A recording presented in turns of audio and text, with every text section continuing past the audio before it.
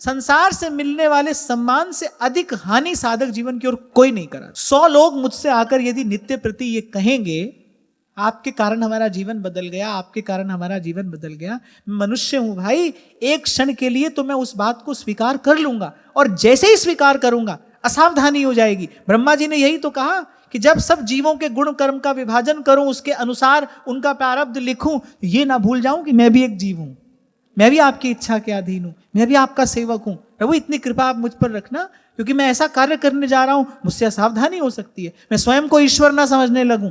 अरे 100 बार झूठ बोला जाए तो सच लगने लगता है।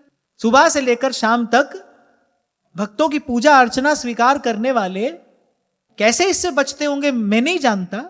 मैं तो अपनी बात आपसे कर रहा हूं कि भाई इससे बचकर रहना चाहिए। एक क्षण के लिए आपको लगा आपके किए से कुछ हुआ है, बस वो सावधानी हटी और दुर्घटना घटी।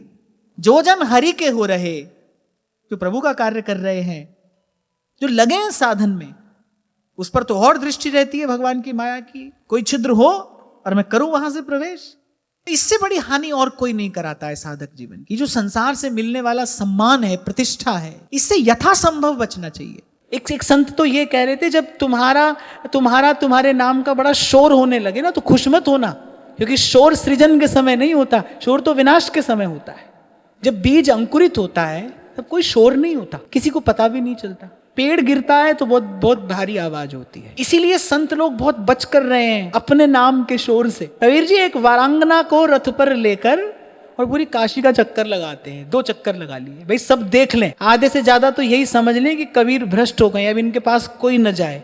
अरे हमारे जीवन में शांति नहीं रही, सुबह से लेकर शाम तक भक्तों की भीड़ लग रही है, धन कबीर, जहां देखो हमारे नाम का शोर हो रहा है। वो तो बड़े व्याकुल हो गए, उन्होंने कहा भाई कैसे निपटारा किया जाए इसका। हमारे जैसे लोगों की दशा देखो, एड़ी चोटी का जोर लगा रहे हैं, सारा संसार जाने के देखो हम कितने बड़े सिद्ध हैं। अच्छा ये भी हमने देखा, वैसे जो सच में धनी है वो तो प्रयास करता ही है कि भाई इसको छिपा कर ही रखें, नहीं तो रेड बढ़ जाती है ना इनकम टैक्स की।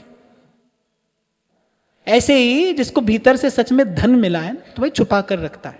ये संसार में जय जयकार होना, ये मान प्रतिष्ठा, सब रेड पड़ना ही है। ये कम से कम आध्यात्मिक जीवन में तो इससे कोई लाभ नहीं होता है, हानि ही होती है, अवश्य होती है और बड़ी होती है, भारी होती है।